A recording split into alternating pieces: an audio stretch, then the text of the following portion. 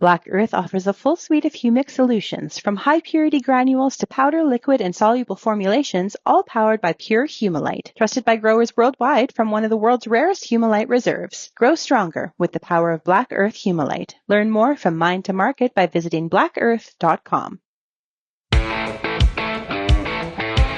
It's time for RealAg Radio on Rural Radio Channel 147 on Sirius XM.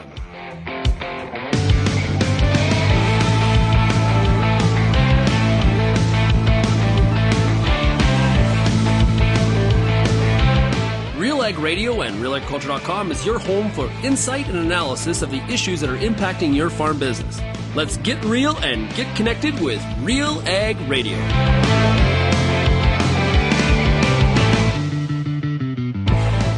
Well, hello and welcome to another Agronomic Monday here on RealAg Radio on Rural Radio Channel 147, Sirius XM. It is Monday, July 14th, if you can believe it. And today's show is a very special one because, of course, it is Ag in Motion this week in Saskatchewan. And we've got some fantastic support from the agriculture industry in sponsoring shows this week. And so to kick off the week, we've got Vaderstad. So Vaderstad, thank you so much for sponsoring today's show. You are going to hear from Philip Korczak. He's the Director of Sales for Western Canada for Vaderstad and the Seed Hawk brand. He's going to join me in the third segment to talk about what to expect at the show this year.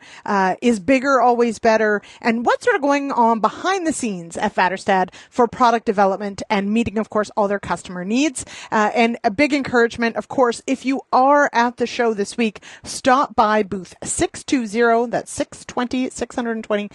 Stop by, say hello, and ask your questions. Philip's got some great insight into the kinds of things that Vaderstad's working on that you may have some questions about improving efficiency on your farm. So please say hello if you are there. Now, we also, of course, are in the thick of spraying season for Western Canada. We are actually starting harvest in Southern Ontario when it comes to some of the winter seeded or fall seeded crops. So it's kind of all over the place. I did want to just acknowledge and feel like maybe we haven't talked enough about the extreme drought conditions in parts of Western Canada. If you are listening from those areas, we certainly are following along with the maps. Would love to hear from you and how you're managing, how you're making it through some of these really droughty times. Other areas, though, of course, have got some very timely rain that are sort of squeaking them through for this crop season. So it's always an interesting time of year. This is sort of your kind of make or break sort of time to see what kind of crop potential you've got and whether or not Mother Nature is kind to send some water, and please not in the form of hail, if you could. So please and thank you on that one. We've got, though, speaking of spraying season, we do have a clip from one of our canola schools that Amber Bell did with Sean McKnight at BASF to talk about what else goes into a jug besides active ingredients, why you need to understand sort of what all those different products are and how they work. Because, of course, when you're tank mixing or adding anything to the tank, it's really important to understand what else may happen to the good or maybe not so good when you start mixing things. And then, as always, it is Agronomic Monday, so Peter Wheat Johnson will join me for the last two segments of today's show, and I've got a long list to get through with him. We'll see how much of it we get to. Of course, tar spot spotted here in Ontario, but conditions in some areas not super conducive to tar spot development. We do also, though, have, of course, a wheat crop that is either coming off or pretty close to, so there's some questions about the value of straw, about combine settings, and about just, yield and quality coming off the field. We've also got some questions, again, about smoke. So we had, of course, that smoke cover earlier in the season. Things cleared up for a while. We are back to very smoky conditions for many parts of Western Canada into the northern U.S. and, yes, here in Ontario as well. And it really does potentially have an impact. And the corn crop right now is entering that critical period of that 10 to 12 days before tassel and, of course, that 10 to 12 days after. And so I've got some questions about how that might impact the corn crop. Soybeans are sort of trucking along, but I got to tell you, and we'll probably be touching on this in the next few weeks, I am in Eastern Ontario. It is a high white mold zone, and the beans look pretty good, which usually is an indication that white mold will be a problem. And the humidity has just been through the roof. And I know I'm maybe a bit whiny about it because I'm not from here and maybe I didn't grow up with it, but it just seems that we cannot catch a break on the humidity. And that to me just really ups the risk of the white mold problem. All right. As always, if you've got feedback on today's show, 1-855-776-6147, or you can zip me an email, lsmith@realagriculture.com. I will be, of course, host today and host on Thursday for the Farmer Rapid Fire. So we'll see you then. But without further ado, let's hop to a break here on RealAg Radio, today brought to you by Vaderstad.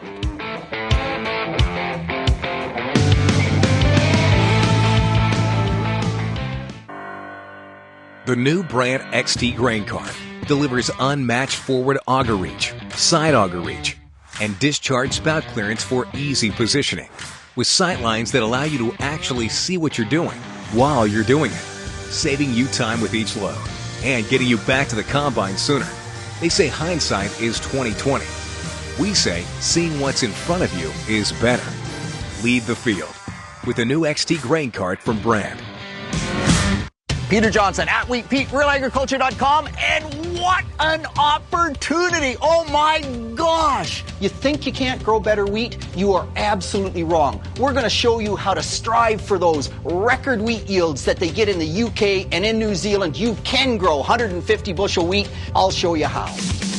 Catch WheatPete's Word every Wednesday on RealAgriculture.com or download the podcast on iTunes or Spotify. If you're involved in the agriculture industry, it's important to stay informed on all the latest issues affecting your business. At RealAgriculture.com, we offer fast, reliable news, information, and insights to help you keep on top of all of the latest in Canadian agriculture. Visit RealAgriculture.com and sign up for our free daily newsletter covering everything from news, agronomy, animal agriculture, and much more. Visit RealAgriculture.com/subscribe today.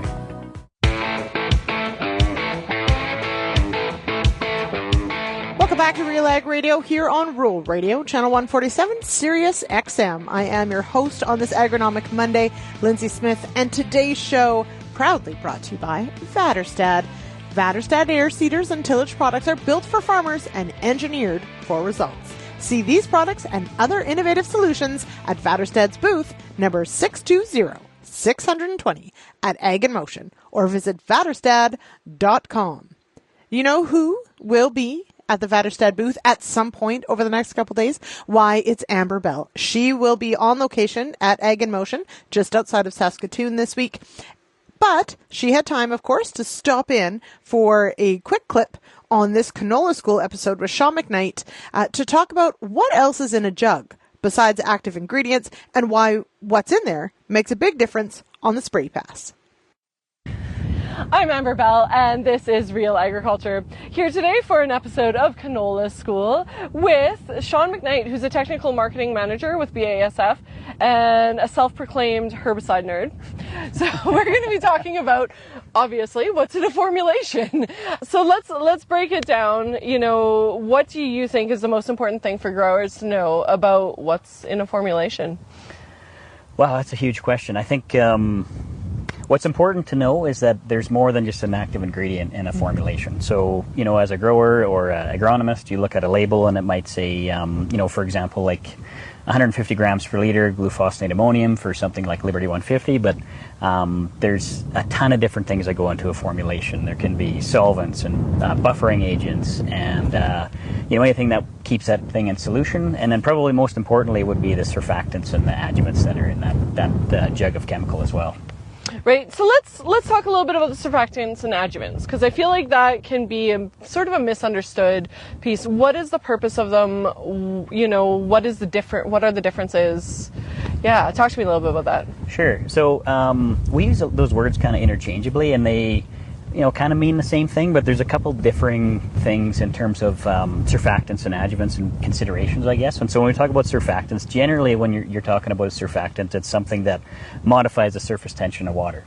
And so, you know, you might think of your non-ionic surfactants or cationics, and basically the purpose of them is to, again, surface tension of water. So if you imagine A droplet is basically a ball, and so when you think about a ball, what a ball does when it hits something is it bounces. And so what we have to do is we modify that surface tension or lessen that surface tension, and it allows a droplet to actually flatten out on its target, right? And then so when we talk about adjuvants, you might have other things in there that are sticking agents or penetrants or those types of things. And so when you add that together, you get an optimized formulation where a droplet will actually hit and stick on your target. So if it's a herbicide, we want to stick on those weeds. If it's a fungicide, we want to stick on our crop. And then that allows that active ingredient to get in the plant and do exactly what it's there to do, right? And so otherwise, those droplets, you might have done everything right, and they might actually hit your target, and they just bounce off. And so that's a miss, basically, right? And so that's something we want to optimize. Right. And what else are growers looking at for what's in a formulation?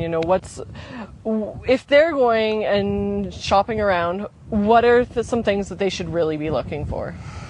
Yeah, so, I mean, for me as kind of an agronomist, I'm going to think about efficacy first, probably. And so, there's all these different things that we can optimize with formulation, right? And so, as I just mentioned about surfactants and adjuvants, and so those are going to have an effect on the efficacy of the product. And so that's a key thing. But other things can be handling characteristics. So certain active ingredients or formulations can be foamy or any of those types of things. So we will add defoamers into there, all those different things that make those formulations easier to handle for the grower. Because at the end of the day, we need those products to be able to get, added into a sprayer in some fashion, whether they're dumping it in or in a chem handler, and we can't have those products not mixing with water because that's what they need to do, right? And so that's pretty important. Okay, so Sean, are there different types of formulations? What does that look like? Yeah, there are, and I think that's one of the things that people may not know exactly what they mean. We have on a label something might be an EC or an SC or an SN, and what does that mean, and what kind of effects can that have on formulation or performance? And so I'm going to stick to kind of the three main types we'd probably see in Western Canada. And so when you look at something that's a liquid or a solution, I guess what we'd call it. So Liberty 150 is a solution. Basically what that means is that it's a substance that's dissolved in a liquid that requires no agitation. And so if you think of an example of food coloring or something, for instance, you put a couple of drops of red food coloring in a glass of water, and you might agitate it, you might stir it or whatever, and that cup is now red, and you're never going to need to agitate that again, basically, right? So it's red. So that's kind of what a solution would be. SCs, or suspension concentrates, are super common, and the basic explanation of that would be that that's basically a solid that's dissolved within a liquid. But the example would be hot chocolate or something, right? And so you put a couple of scoops of your hot chocolate mix in your water if you're crazy, or in your hot milk probably, mix it up, and after you crank it, or maybe it sits out, there's going to be a little bit of residue left in the bottom, and so it requires agitation is basically what that means. It's a solid that's mixed in a liquid. And then lastly, you would have your emulsions, or ECs, emulsifiable concentrates, and that's generally, you'd say that that's a liquid that's suspended in another liquid. And so best example I can give there would be a vinaigrette salad dressing. Okay. So think of your balsamic vinegar mixed in your olive oil, mix it up. It will require some agitation, but generally it's a liquid suspended in another liquid, and it's usually solvent-based, most likely. So there's a lot of different things that can, affect what formulation you might choose, and a lot of it has to do with the active ingredient, like what form is it at kind of regular room temperatures, and if it's a solid, you're kind of stuck with an SC, and there's a host of different considerations there, but generally what we would do is a formulation chemist would create a couple of different formulations, and then our research group would then test them against one another, and then we make a decision on which works the best, and it's kind of it's a pretty intensive process, actually. How important is it for growers to consider which formulation that they are going with? I think it's relatively important in the fact that there can be maybe efficacy differences. So, if you have a specific brand that's been on the market for a long time, for us, for instance, we would have a full-on formulation chemist department, and they work on optimizing these things. And so it's pretty cool the stuff that they can do in terms of choosing the formulation. And so there might be different cost differences to them as well, I guess, for the grower. But I think importance in terms of choosing a formulation is just choose the one that works the best. I think that's really all that matters. And probably asking an agronomist or someone you work with is a key question there. Great. Well, thank you so much for joining us. And that was Sean McKnight on Real Agriculture. All right. Thank you to Amber Bell, Sean McKnight, for that update from the canola school. We're going to take a quick break, and I'll be back with more right here on RealAg Radio, brought to you today by Vaderstad, right after this. At Proven Seed, we know that farming in Western Canada doesn't just teach us, it shapes us. Here we face challenges with resilience, innovation, and grit born from decades of experience. We battle the conditions again and again because growing crops here isn't just what we do, it's who we are. We're raised to adapt just like you, with varieties grown specifically for your local conditions. Visit provenseed.ca/raised to adapt to hear our story. Hi, I'm Bernard Tobin, host of the Soybean School on RealAgriculture.com. Throughout the year on the Soybean School, we'll bring you timely agronomic video content from planting to harvest, from the latest agronomic research to the latest in production technology. Check out our massive video library on YouTube, RealAgriculture.com, or download the audio podcast versions wherever you get your podcasts. The Soybean School is brought to you by Mazik Seeds and Lalamon Plant Care. The Canola School on RealAgriculture.com is a video series that showcases the latest in canola research and production agronomy. Learn from some of the best at your own pace through quick and timely producer-focused videos available on our YouTube channel. The Canola School on RealAgriculture.com is the quickest way to keep up to date on all the latest in canola production. Boost your canola IQ with the Canola School, brought to you by BASF, and visit canolaschool.com.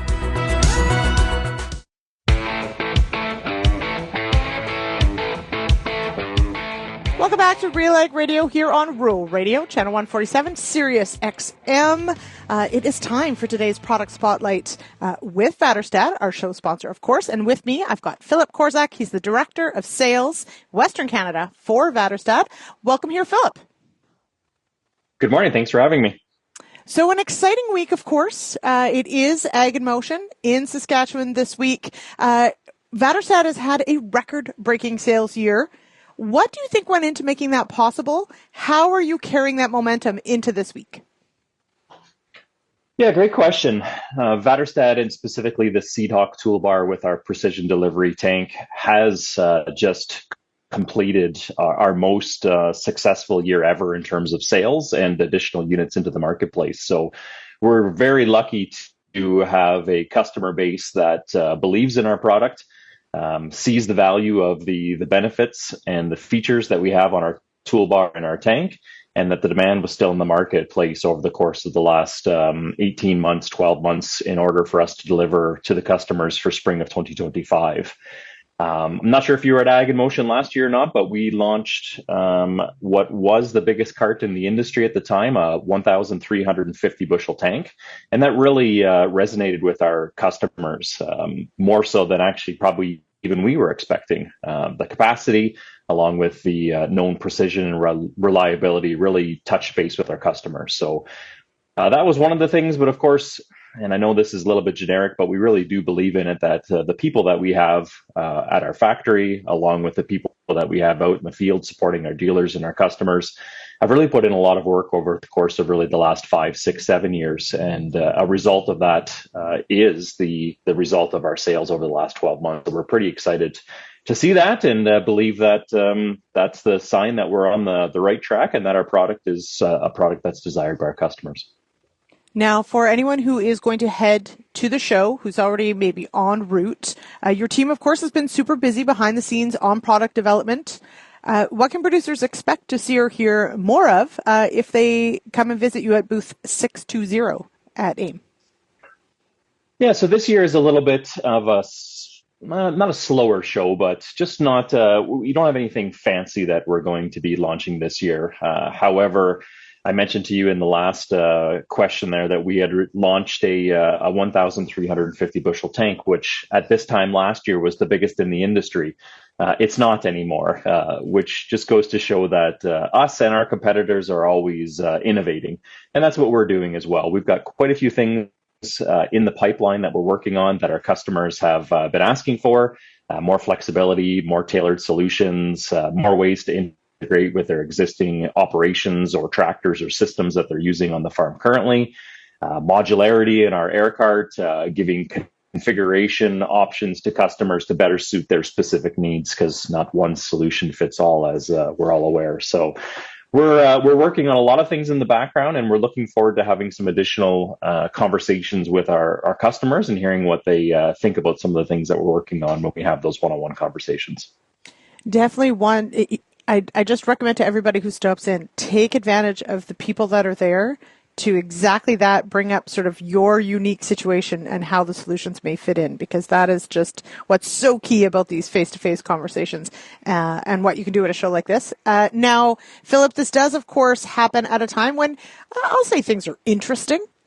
Definitely in North American manufacturing, that's maybe as positive as we can be about it. There's a lot of uncertainty out there. How is Vaderstad and your team navigating that landscape and delivering for customers?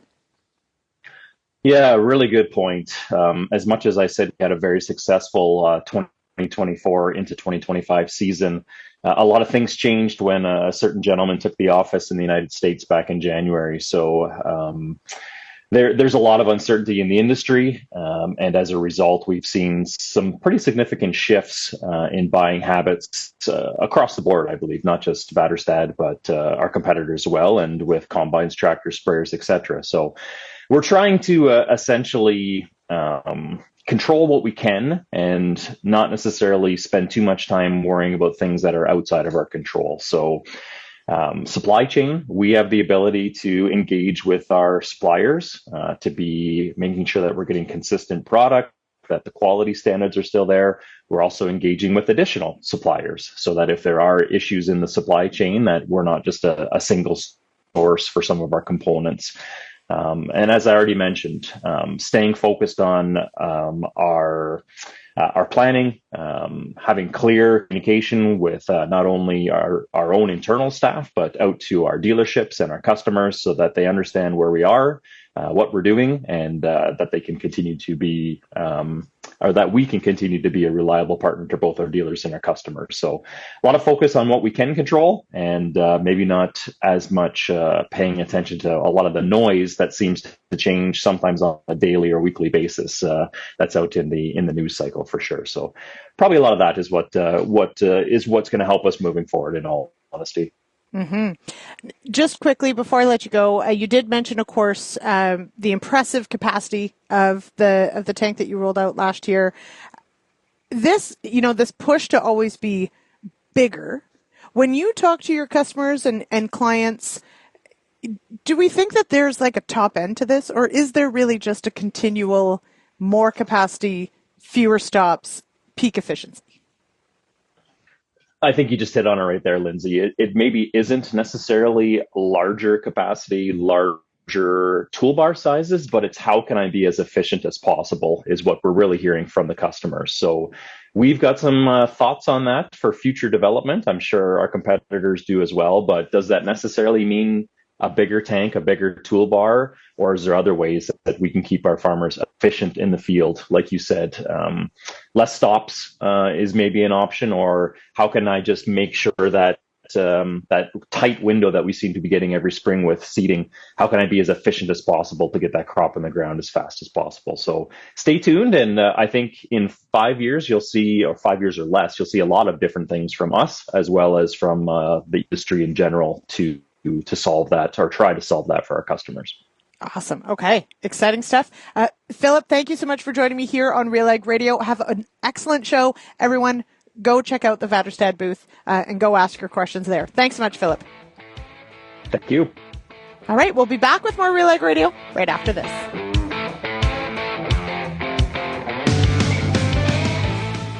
Soil health is under pressure, but real solutions start below the surface. Black Earth offers a full suite of humic solutions, from high-purity granules to powder, liquid, and soluble formulations, all powered by pure Humulite.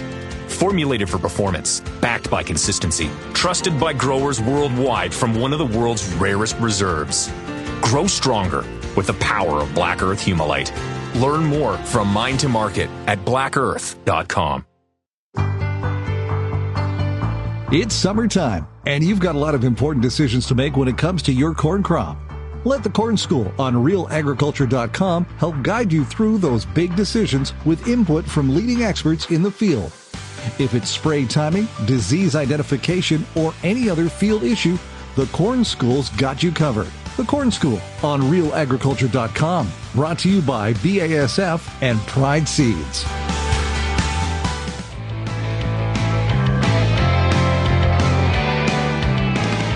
Welcome back to RealAg Radio here on Rural Radio, Channel 147, Sirius XM. It is Monday, July 14th. I am your host, Lyndsey Smith, and today's show brought to you by Vaderstad. Vaderstad air seeders and tillage products are built for farmers and engineered for results. See these products and other innovative solutions in Vaderstad's booth, number 620 at Ag in Motion, or visit vaderstad.com. All right, someone who won't be at Ag in Motion, for obvious reasons, because he's here, it's Pete Johnson. Pete, how are you?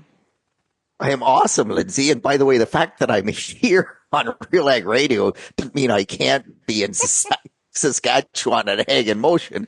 But, no, I suppose. But no, I'm a little disappointed. I understand it's a great show. I've never been able to make it. Someday maybe, but it's wheat harvest time here in the province of Ontario. And if you're a wheat guy and it's wheat harvest time, you sort of got to be close to home. Mm-hmm, that's right. Well, you know what, Pete? I've never been either. So for as many years as it's been going on, I have not managed to be out there. But of course, I've been living out here ever since it started. So it's not like I was out west when it did. But we will have, so Sean Haney, of course, is there this week. He's got Tuesday and Wednesday show will be brought to you from the grounds at Ag in Motion. And Amber Bell, our field editor out of Alberta. She'll be covering the show as well. So stick around for all that great content. Head on over to our YouTube channel or RealAgriculture.com and don't miss a thing. Pete, you mentioned wheat harvest. Before we get there, because I know it's your favorite, I did want to just say thank you for hosting last week on The Agronomist, doing an excellent job. It was a fascinating episode, all about, spot spraying, see and spray, green on brown, brown on green, all that sort of stuff. What did you think? What were your takeaways from last week's episode? Lyndsey, thank you for allowing me to guest host. I know Lyndsey Smith is a host, but man, it was such a cool episode. And Zayam Uglich from University of Wisconsin-Madison. He's a PhD student there. It's his PhD thesis. He's just finishing up. And Rodrigo Worley is his now I can't think. Advisor. Yes, advisor. Yes, yep. Thank you. Going brain dead here on Monday already. Gosh. Anyway, no, it's just so cool because it's awesome technology. It's got lots of potential, but how do you utilize that targeted broadcast? That's what we're calling it now. Right. Targeted broadcast, because it's just on the specific weed, and the technology is evolving so quickly. And we had a great discussion. I have a grower who wanted to spray his ragweed escapes in his IP soybeans, but you can select in that technology right now that it is a soybean crop, so it won't spray soybeans, but it will spray anything else. So he had volunteer corn, and now he's being reflex for the ragweed, and it's also spraying his volunteer corn, which he doesn't want to do. So the technology has lots of potential, and they can get there. There's no question. But does it apply everywhere? And Zayam's data was so cool in terms of how do you make that technology pay back the best in places, wet climates like Ontario, like the Red River Valley, and as well, what about nozzles? What is the right nozzle selection in order to do the job, and the effect of drift? So that was one of the most amazing things. They did it inside a shed. They created a wind by a shop fan, and it was a 6-mile-an-hour wind, and they took coverage from, I believe it was 64% with no wind to 30% with a 6-mile-an-hour wind. And so if you're using that see and spray technology and you're only turning one nozzle on over top of the weed and you have much wind at all, the rate of chemical that's actually hitting that weed drops dramatically. So there's just that was the kind of information that was there. It also there's some great information that Diane had about using a good soil applied herbicide up front. And then how did that impact the amount of money you could save or the amount of herbicide you could save by using the targeted broadcast, the green on green technology in the second pass, in the cleanup pass. And that was phenomenally interesting, because if you didn't use a pre, then you saved almost nothing with the green on green technology. If you used a poor pre, you saved about 15% with the green on green technology in your herbicide costs. But if you went with a good pre-emerge program, which every grower in North America should be doing, by the way, Lyndsey, then you saved, I think it was 65 or 68% on that second pass. And so there the technology really started to shine. So yeah, I mean, gosh, if you haven't watched that episode, you really should. And if you haven't had either Rodrigo or as I am, come and speak at your event, you really should. I tried to get them for SWAC. Rodrigo's not available, unfortunately, those dates. So, dang. But cool stuff. And good point. Keep watch for them on the speaker circuit. And tip of the hat to Tom Wolf, who is also, of course, on that episode. But he's the one who actually introduced me to this dynamic duo at University of Wisconsin-Madison, who are doing great work. So that is wonderful. And exactly that, Pete, the ROI question comes in so often, and it just a really great way of sort of putting all the pieces together, and the importance of not depending on any one pass or any one technology to sort of get you there. It really is about, layering all these different, either time of year or a type of product all together to really, get control, especially of some of these really nasty weeds that we have to deal with. For anyone who's interested, head on over to our YouTube channel. You can find the agronomists there. Or, of course, head on over to realagriculture.com/agronomists. All of our past episodes are there. And you can sign up for the email that will alert you to what's coming up, and of course when a new episode is posted. So sign up there. That's our little plug for today. Tonight we're going to talk about tar spot, which we're also going to talk about later today. But first, I do want to touch on, and we'll save wheat for maybe the next segment. I want to talk a bit about the smoke. It is moving back in. It is certainly across many areas in Western Canada, the wildfire smoke dipping down into the U.S., not making people very happy there either. I promise everybody if we could stop it, we would. But we've talked about this before, but I think it bears mentioning. There's always questions as to the impact of smoke on our crops. The time of year matters, the length of time matters, but what are we hearing about the impact of smoke right now on the North American crop? So, Lyndsey, it got as far south yesterday, at least from watching the tweets on X. WeatherX Ontario is pretty good at keeping us updated on that. And like one of their people was at Mitchell, Ontario yesterday and said that it was so smoky at Mitchell, Ontario that when they went outside, the smoke actually burned their throat. And I mean, I'm a little south of that. I didn't have that, but that's pretty significant smoke. And when you think about where the stage that the corn crop is at right now, so the critical period for corn that really drives yield is 10 days prior to tassel to 10 days after, or you could say 2 weeks before and 2 weeks after, but it's really kind of a 10-day period. It's the 14th of July. Early corn is likely going to start tasseling in, about 10 days or maybe even before that. Later corn may not tassel for 14 days. But if we have heavy smoke, like smoke to the point where it actually burns your throat, that is going to really reduce the amount of photosynthetically active radiation that gets down to that corn crop. And if we're in the critical stage and that corn crop is starved for sunshine, that is not going to be a good thing. We want that corn crop to be just flying right now and flying for the next month.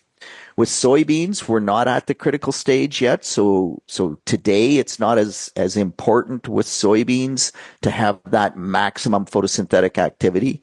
But it also, I think, really does come down to how much smoke do we get?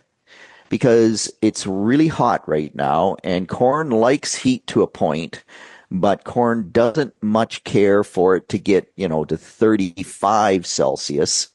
If the smoke can maintain that temperature so that we're in that 30 degrees Celsius range in the daytime, then we'll reduce the moisture stress on the corn crop. And lots of Ontario is incredibly dry right now. There are areas that have had almost no rain since about the 2nd or 3rd of June. And you get the corn crop at its maximum growth is pumping about 1/3 of an inch of water per day.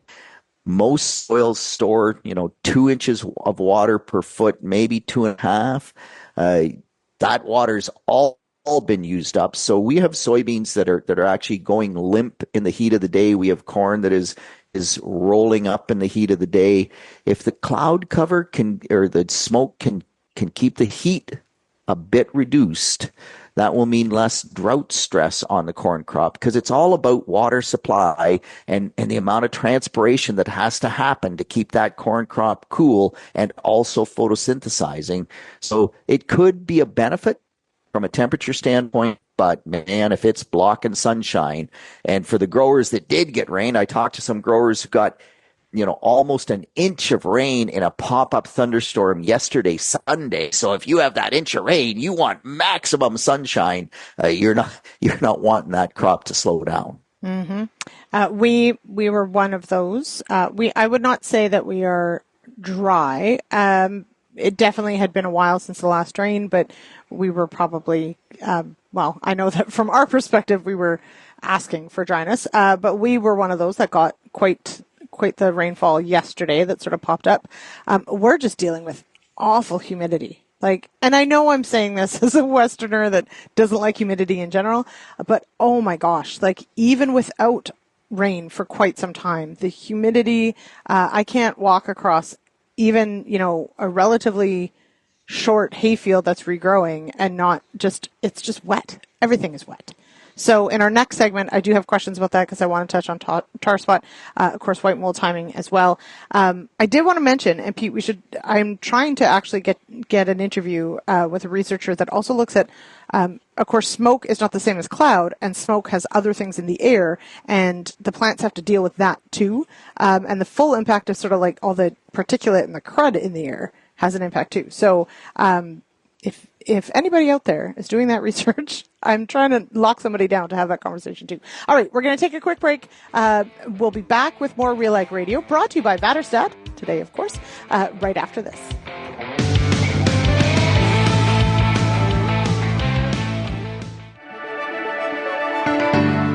Built on over 100 years of seed innovation and unwavering commitment to farmers, Pioneer 100 Series canola hybrids deliver a step change in yield performance and agronomic traits. This isn't just better canola, it's different canola. Pioneer 100 Series. Contact your local Pioneer sales representative or visit pioneer.com/100 series to learn more today. How's your seed quality? What should you treat with? What about herbicide carryover and environmental concerns? Spring is here, and you've got a lot of things to think about in regards to your pulse crop. The Pulse School on Real Agriculture has information and advice for all these questions and more to help you navigate this season. Brought to you by BASF. Pulse School episodes are available at pulseschool.com, realagriculture.com, or as a podcast on your favorite streaming service. Download the latest episode today.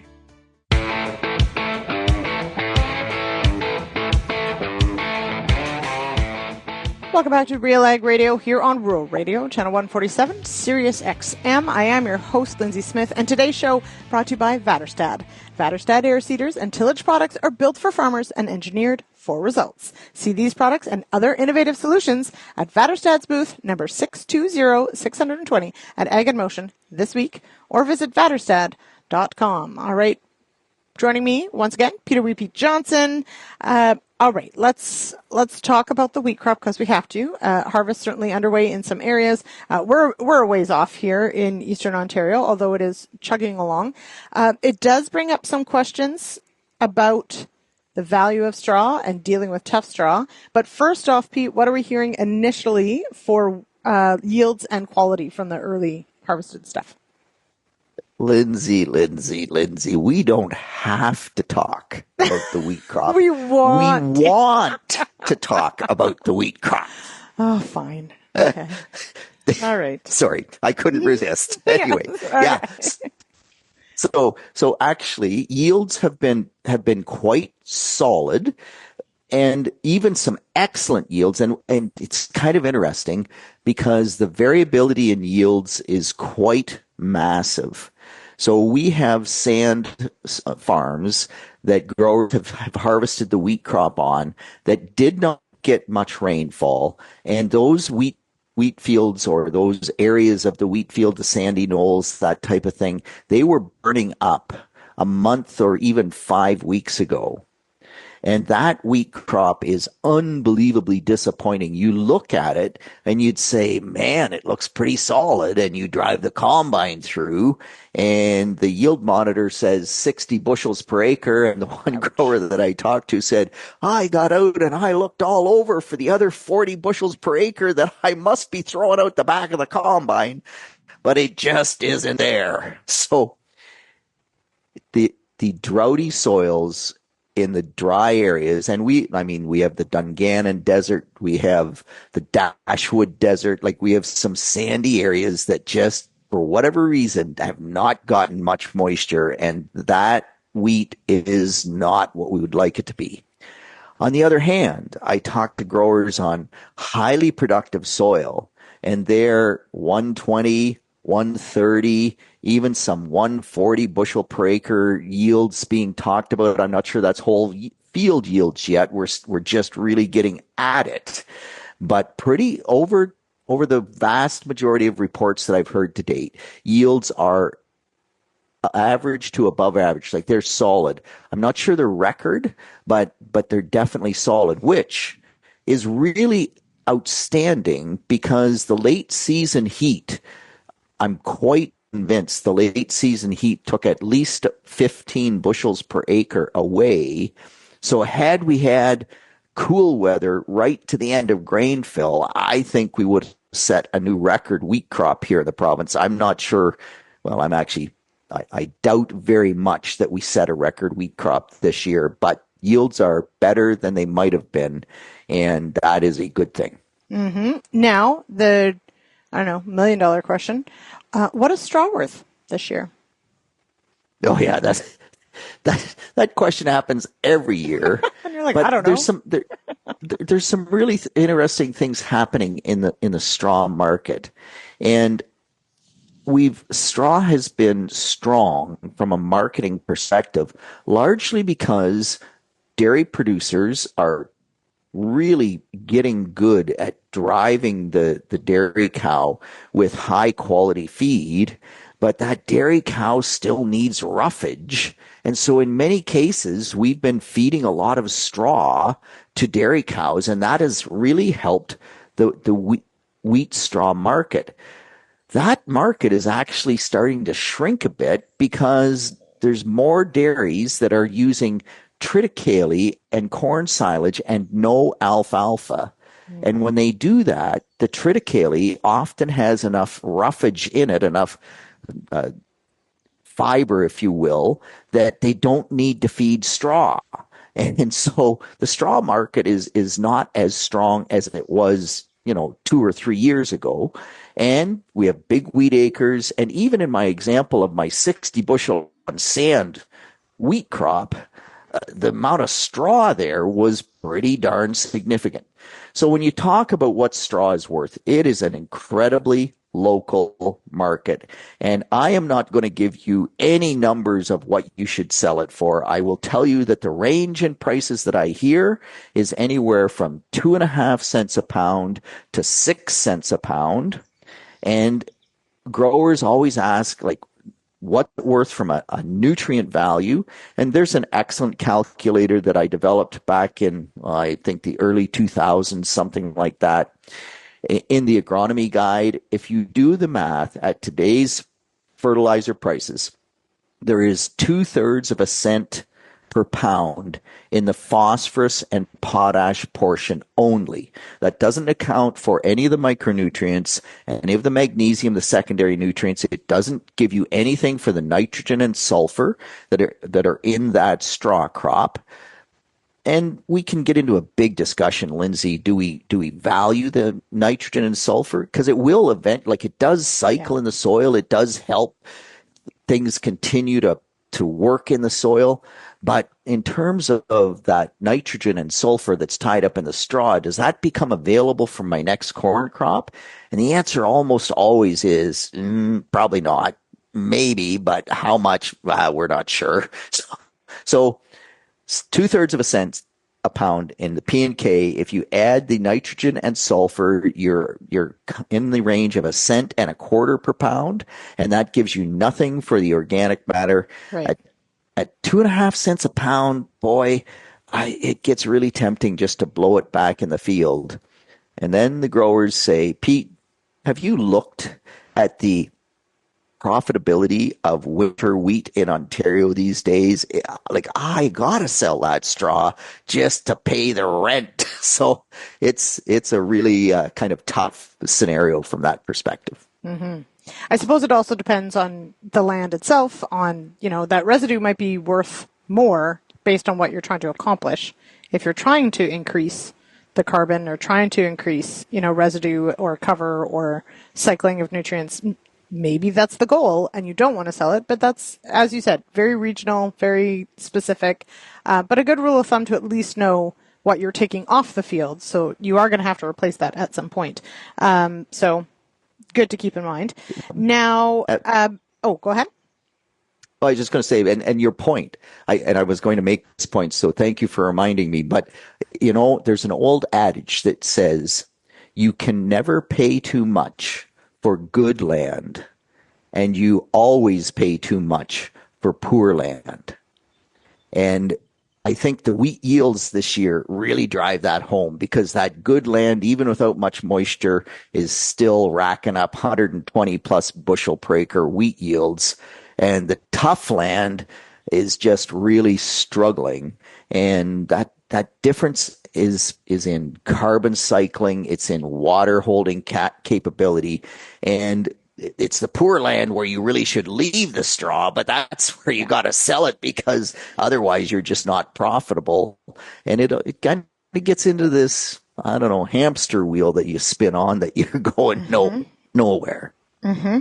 Well, nothing changes if nothing changes. So if it's rough, if it's poor ground and you don't change anything in exactly that, then it's not going to get any better. So I'll leave it there. Now we did have, and so shout out to Bern Tobin, going out there, getting some great wheat schools. We had a look at getting the combine ready, because there are reports, of course, in the early crop of tough straw, and of course any harvest tips. Pete, what did you learn from TJ's video?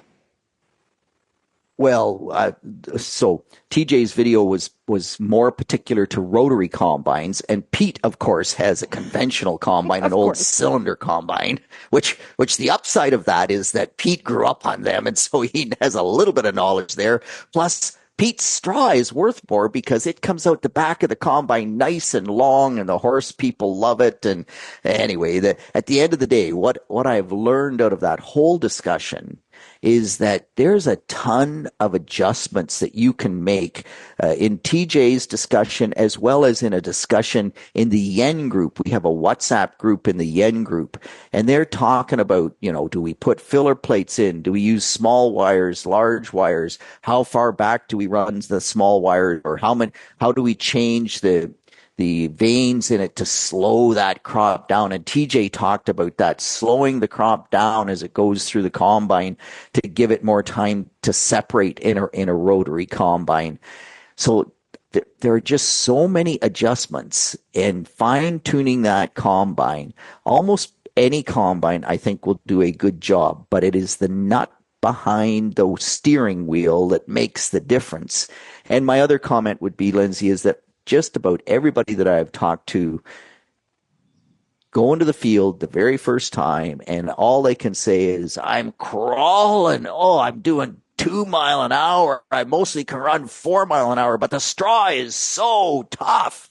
Yeah, well, we spray fungicides to keep that crop healthy and to get more yield and to avoid toxins in the grain, And when you do that, the straw will be tough. And at the beginning of harvest, you just have to grind it through.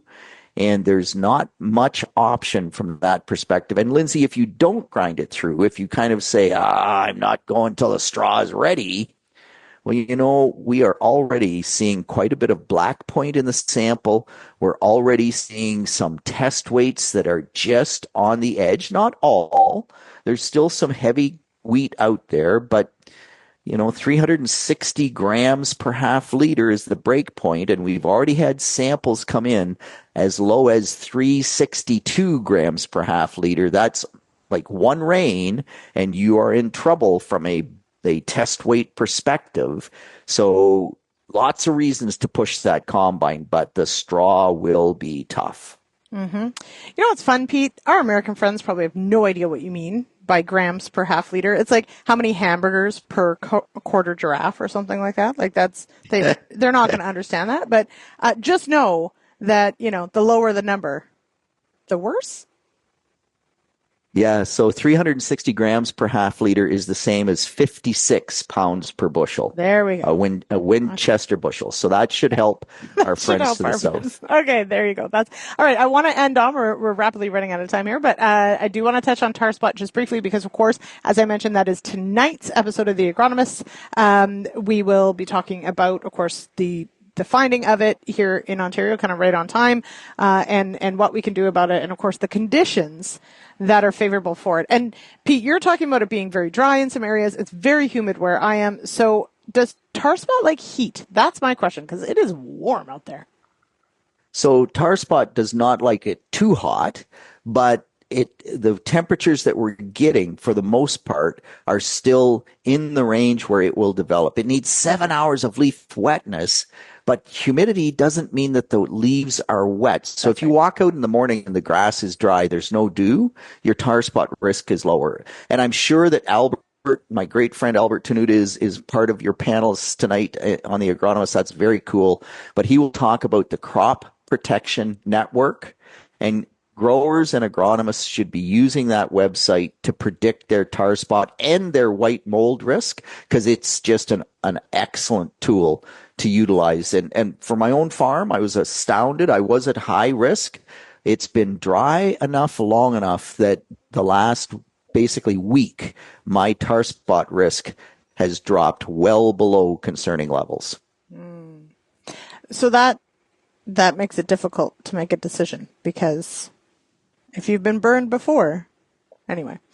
So that's a question for tonight is, if that's the case, does that mean that you don't spray, all those sorts of things. So if you are one of those people that's curious, join us tonight, 8 p.m. Eastern on YouTube or at realagriculture.com/agronomist. All right, Pete, have a wonderful week. I'm sure we'll see you in the comments tonight.